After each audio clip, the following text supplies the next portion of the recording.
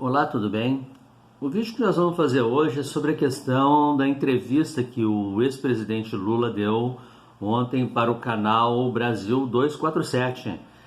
E é uma entrevista longa e principalmente um dos temas que ele abordou, que é de extrema relevância, e ele é uma autoridade no assunto, que é a questão da geopolítica. A geopolítica que está acontecendo hoje, principalmente entre os Estados Unidos, a China e a Rússia. E o Brasil, o ex-presidente Lula, ele faz uma advertência que é de extrema relevância. A questão que o Brasil não pode ficar alinhado com uma dessas três potências. No caso, hoje o Brasil alinhado com os Estados Unidos, não só alinhado, subserviente. E o ex-presidente Lula diz como é que funcionam as relações políticas internacional, a geopolítica. O Brasil deve se portar de forma soberana, isto é, fazendo relações comerciais com todos os países e do mesmo nível, e não de uma questão Brasil lá no chão e os Estados Unidos lá em cima. E agora o que nós temos agora que é preocupante, né? E a questão da vacina, que os russos já largaram na frente, e aí tem os chineses, tem os Estados Unidos, os próprios ingleses na Universidade de Oxford, que já tá na fase de testes, né? Pois bem, nessa questão da geopolítica, os russos que estão largando na frente, tá? Bom, a Organização Mundial da Saúde já está fazendo um questionamento em relação a ele. Mas vocês não fizeram todos os protocolos exigidos pela Organização Mundial da Saúde, né? E aí as três fases que eles falam ali, uma é vacinar um número bem reduzido, o segundo amplia e no terceiro na grande massa, né?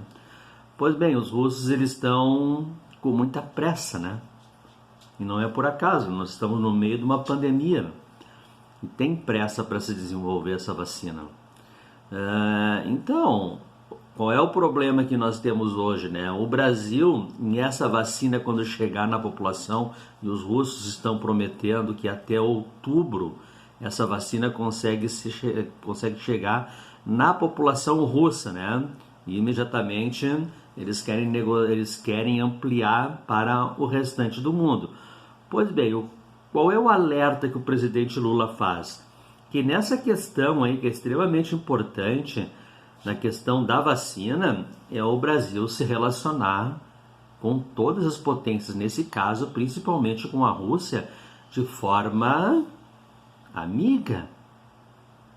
Nós não podemos daqui um pouco vir lá os retardados do filho do presidente ou o próprio presidente começar a chamar a Rússia de comunista, que nem fazem com a China. Tá? Então precisamos de uma soberania, mais ainda.